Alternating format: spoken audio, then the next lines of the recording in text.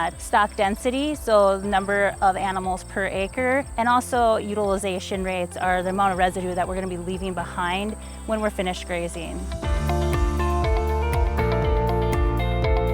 We have 2 treatments that have 28 cows, and so the high stock density we have 3 cows per acre versus our moderate stock density where we have 1.5 cows per acre. All these treatments have the same stocking rate. The difference is that the ones with the lower stock density are going to be grazed for a longer period of time, where the ones with the high stock density are going to be grazed for half the time because they have double the animals. So that's a really important management decision that farmers and ranchers need to make when they are going to graze their cover crops. The other management decision is how much residue do we want to leave behind and what's the impacts of all of this on soil health.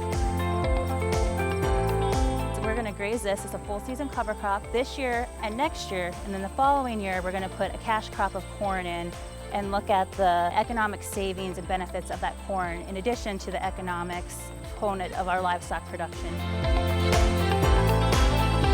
So we're looking at 2 utilization rates. We're looking at a take half, leave half, which is a 35% utilization of the available forage, and then we're looking at a full use, which is calculated with a 50% utilization of the available forage.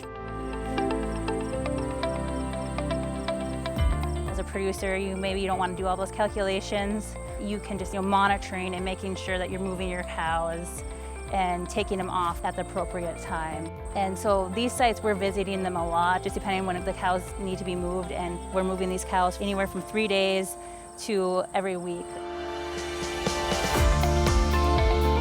This project's going to give us a better understanding of how grazing management within our cover crop systems influences our soil health, and also give us an idea of scalability and what will work for different farmers and ranchers in North Dakota.